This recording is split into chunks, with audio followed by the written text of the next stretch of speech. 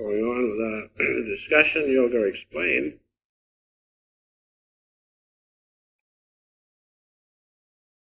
Last time we discussed the feeling aspect within each and every one of us, which can be augmented by the practice of yoga. Because through yoga we can attain the presence of God.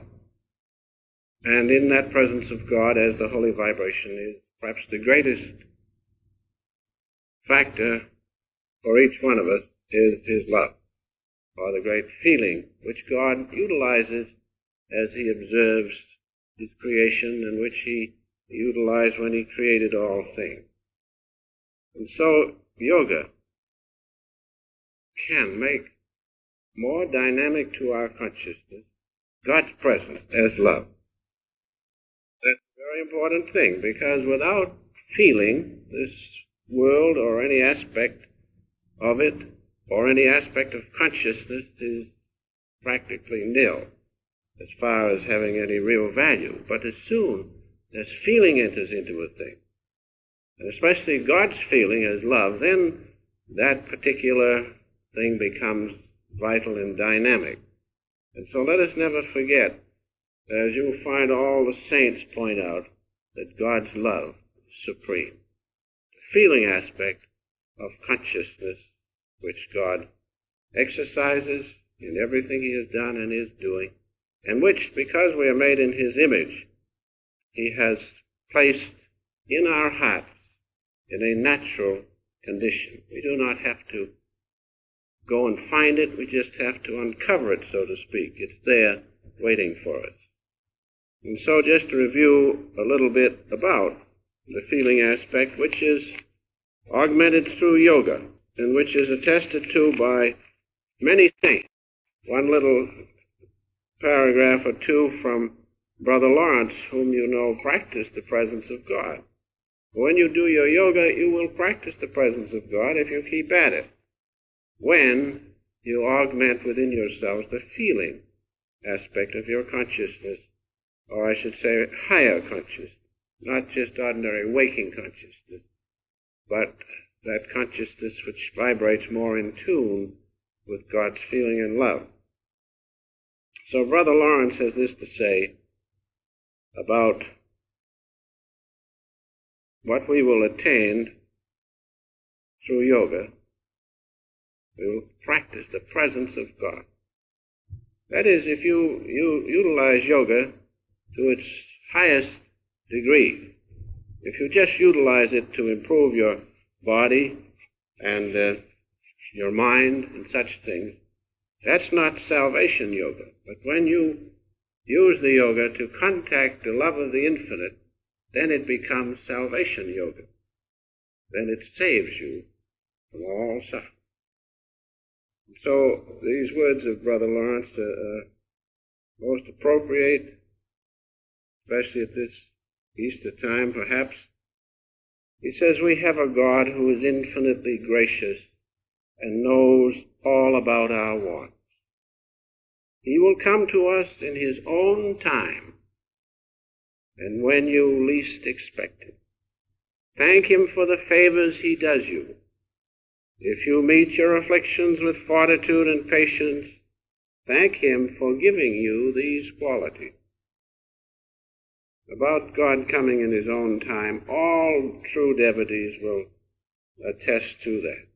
We cannot seem to hurry him. And then when you're just about discouraged to the limit, then he comes. But when he comes, of course, it's worth all the waiting. Then he goes on, we must serve and love God in a holy freedom. That is without being compelled to do it, so to speak. But just, it must come from the freedom of your soul. Then God is ready and willing and does answer your prayer. We must serve and love God in a holy freedom without trouble or disquiet, recalling the mind to God mildly. Because if you get confused about calling your mind back to God, then you come out into this worldly living. Then you're in a worse predicament than before. The way that the saints point these things out shows that they have traveled the path, because all true devotees find these things so. It is necessary to put our whole trust in God, laying aside all other cares. Be not discouraged if you discover a natural repugnance in yourself to spiritual discipline. Well, that's meditation. That's the highest spiritual discipline when it's done to achieve the presence of God. And don't be alarmed if it's difficult for you and you even dislike it. Then he goes on to say, at the first, one often thinks it is lost time. But go on. Resolve to persevere until death, notwithstanding all the difficulties and setbacks that may occur. That has to be the attitude. As Master used to put it, like a dying man wants to live, like a drowning man wants to be saved. That's the attitude we must have in persevering to find the presence of God through yoga. He requires so little of us. A little remembrance from time to time, a little adoration, sometimes to pray for His grace, sometimes to offer Him our suffering, and sometimes to return Him thanks for the favors He has given us so liberally and still gives. The least little remembrance will always be acceptable to Him. Master always said, God's like a little child. He's afraid to interrupt. So that's what His nature is, and how we should become like Him.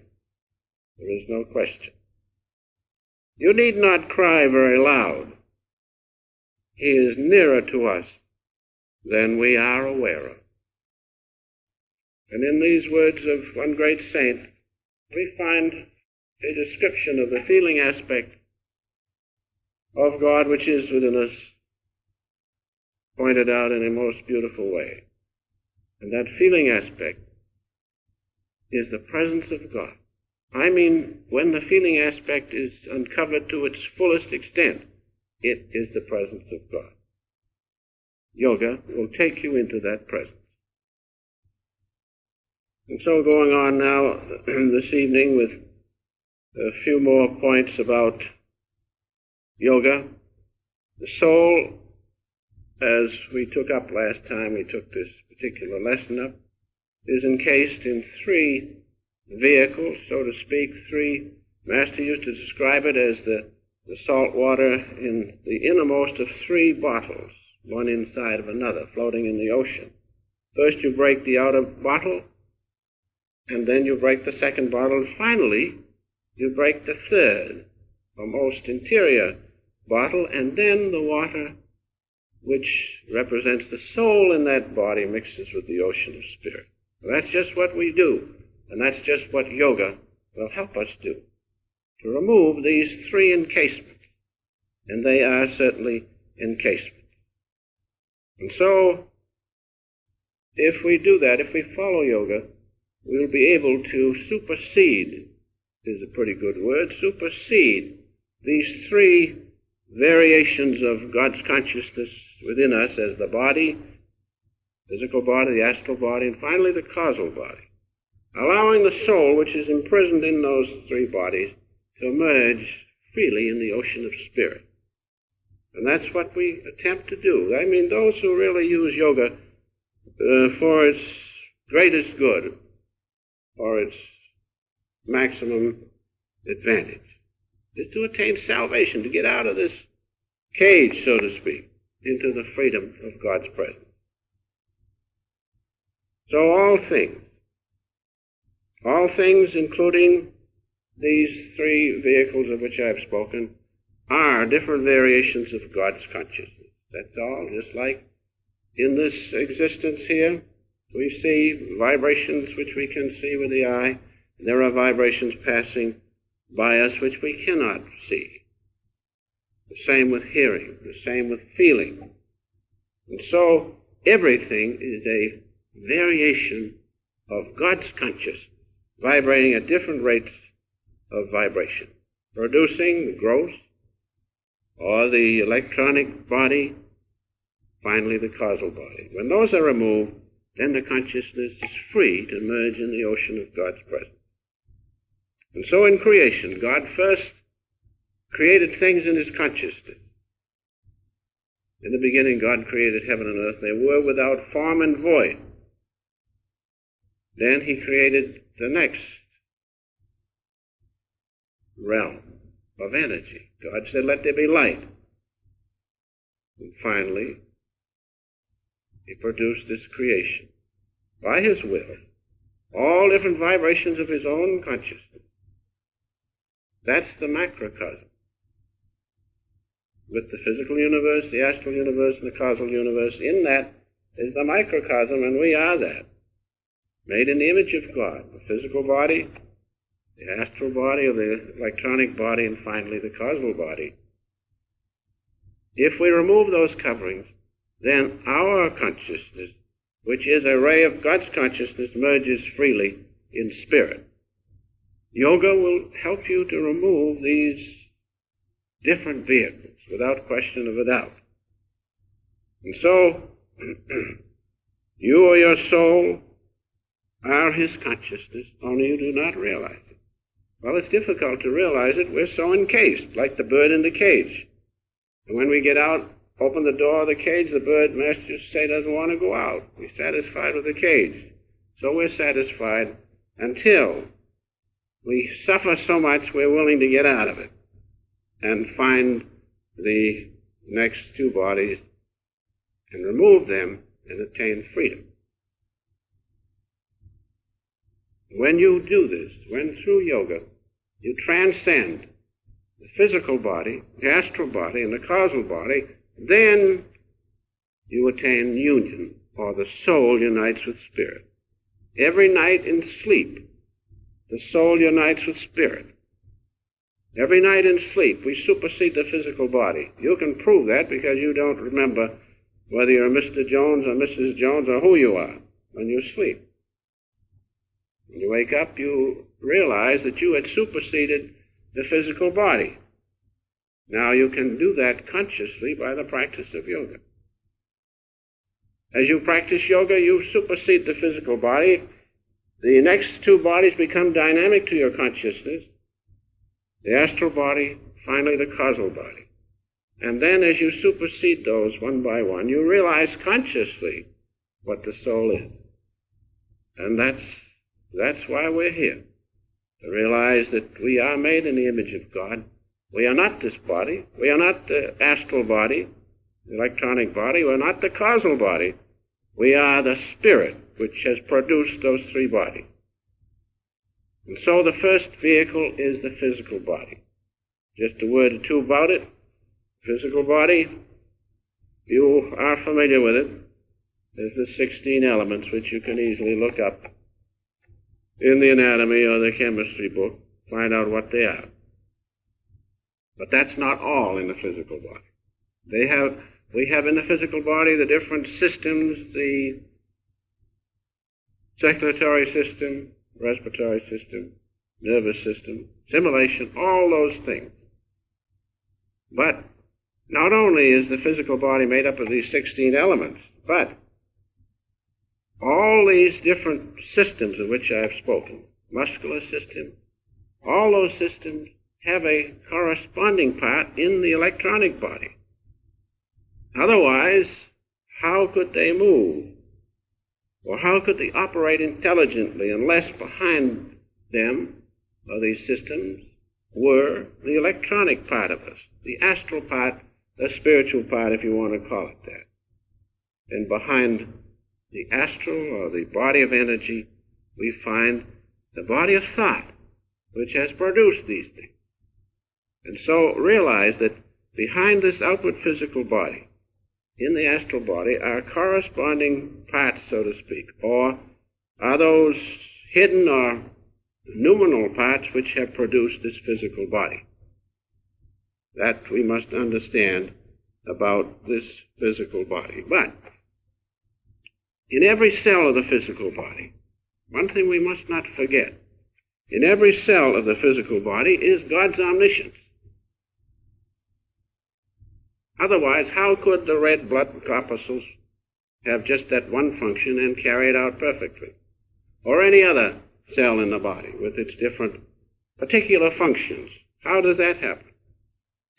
Because God's intelligence is in even the most minute part of matter, to the greatest part as the suns and the universes and galaxies and such things. God's intelligence is there.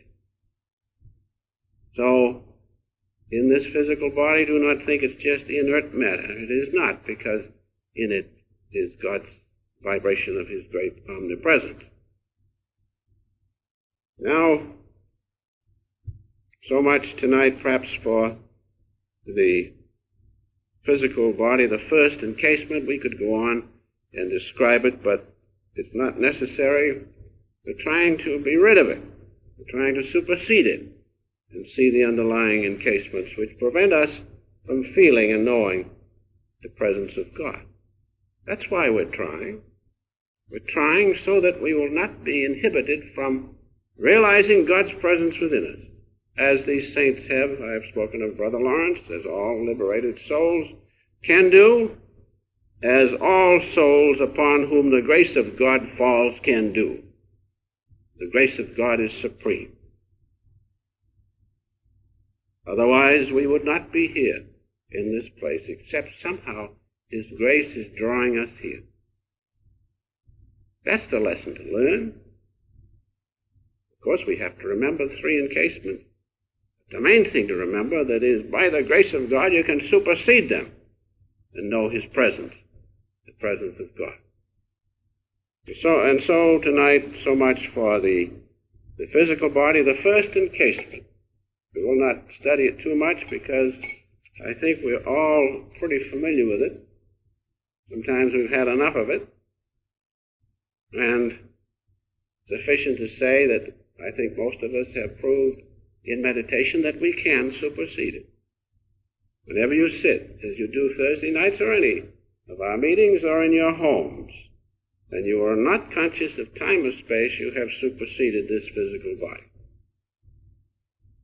Now a few references about the physical body. I gave you one. There's one part I didn't mean to speak about. These different systems of which I have spoken, the nervous system, respiratory system, circulatory system, excretory system, they all have corresponding parts in the astral body. One reference that comes to my mind in St. John, the 7th chapter, the 38th verse. It speaks about, in their bellies shall run rivers of living waters. Those rivers of living water refers to the pranic currents, which take care of our digestion, assimilation, excretion, and so forth. Those are found in the astral body, which we will take up next time. Just remember that if you take care of your physical body, it has an astral counterpart, and they all affect one another, just like the mental side affects the body which you are familiar with. Also, the astral body affects the physical. And we must realize and take care of this physical body, which is the only vehicle we will have to know God with. So we cannot treat it too lightly. Now the first Bible reference is the one in Genesis which I have given you, showing that God created heaven and earth first in thought. They were without form and void. So that shows to us that there is a causal universe, macrocosm. And so we, being made in the image of God, also have a causal body within us. We are the microcosm. And that is one of the bodies we have to supersede. Now in Corinthians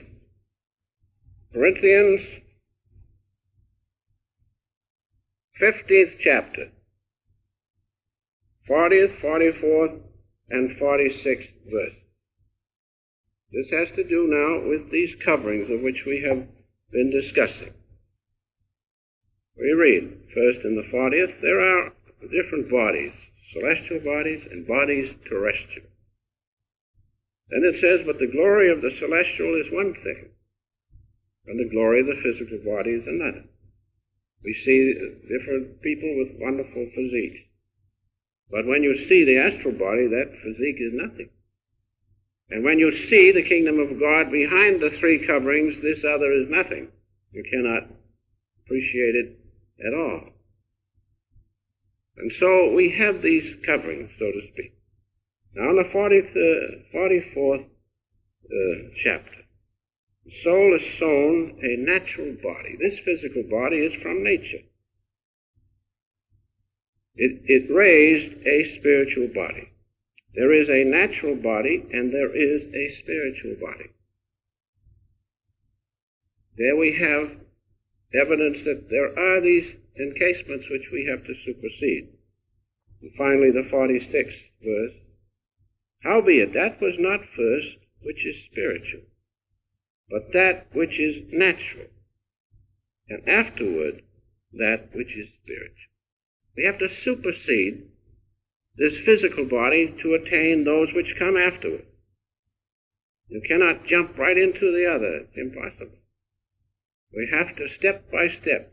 I think it was Ramakrishna, a great Indian saint, spoke about that when he said that all steps have to be completed on the way back home to God. We have to understand this physical body superseded, then the astral body or electronic body, and the causal body, finally. So there we have the evidence of these three bodies, and also we have the evidence that the physical body came first from nature, and then the soul was placed in it, and we have to supersede these different bodies. Also in Malachi, we have a reference which might interest you in the 4th chapter, 2nd verse. But unto you that fear my name shall the Son of Righteousness arise with healing in his wings. Those who fear the name of God are those who give time to yoga and meditation in contacting the presence of God within. They fear, not God in the ordinary sense, but they fear that they lose him. They fear that his grace will not come. That's legitimate fear, because God is the one. He's up to his whim, so to speak, as Brother Lawrence said. In his own good time he will come. But those, as it points out, but unto you that fear my name, that is, those that fear so that they keep at yoga and keep in the presence of God, unto them will rise, when they have superseded these three vehicles, the Son of Righteousness, the great eternal spiritual Son, with healing in his wings. The little sun is found here. The microcosmic Son of Righteousness is the spiritual eye. The wings refer to the dove descending from heaven. The two wings of the spiritual eye, the outer ring of gold and the inner ring of vibrating Christ consciousness. There's healing in that, sufficient unto every need that we have. So this verse in Malachi is a wonderful verse, reassuring, pointing out that within us is a miniature of the Son of Righteousness. And if you go through that single eye, you will see this Son of Righteousness, the macrocosmic Son of Righteousness, of which is spoken of in Malachi.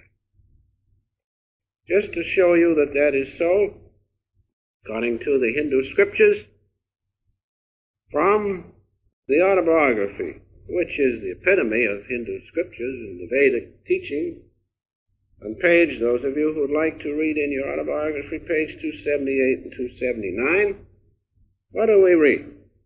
We read this. He who knows himself as the omnipresent Spirit is subject no longer to the rigidities of a body in time and space, their imprisoning rings pass not. Those are the three bodily encased, have yielded to the solvent, I am he, blessed Spirit, I am he. The most beautiful writings in the autobiography. Now through yoga you can feel that and know that. And also, just on the next page, remember this is the microcosmic Son of Righteousness right in us. So, we read, long concentration on the liberating spiritual eye has enabled the yogi to destroy all delusions concerning matter and its gravitational weight. Thenceforth he sees the universe as an essentially undifferentiated mass of light. Passing through the little microcosmic spiritual eye, he sees the great Son of Righteousness spread all over, a mass of undifferentiated light. So we have wonderful references tonight in the autobiography. In the Bhagavad Gita, I noticed a reference in the 13th discourse, the 32nd line, which I've copied down here, showing the great presence of God,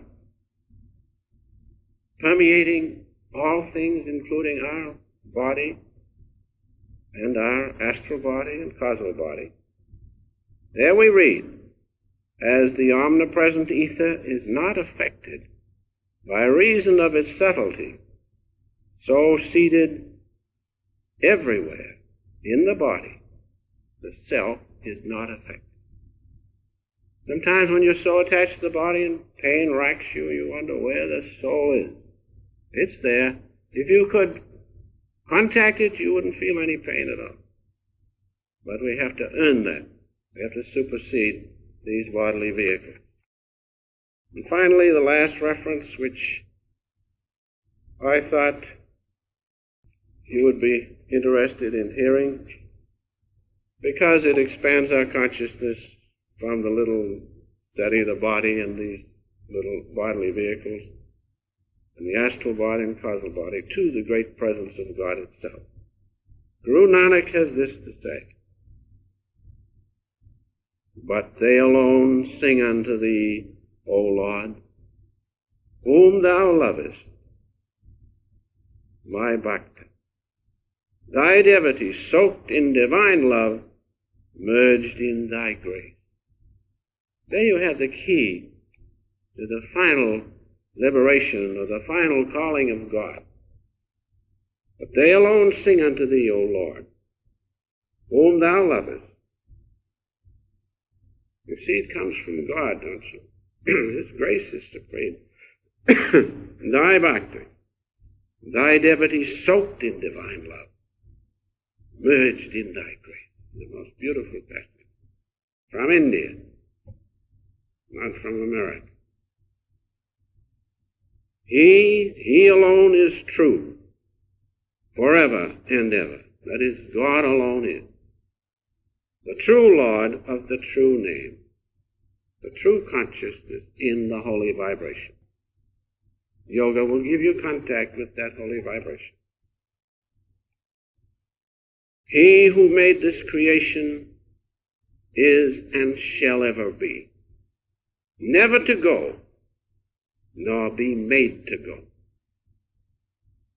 He who made this nature of assorted hues, diverse aspects, and various species, looketh after what he created as greatly as is his greatness. So we have nothing to fear except give God a chance. Give God a chance to prove his presence within us through yoga. That's our duty, and that's our opportunity if we will take it. Next time we'll go on, take up the second encasement, or the astral or body of energy.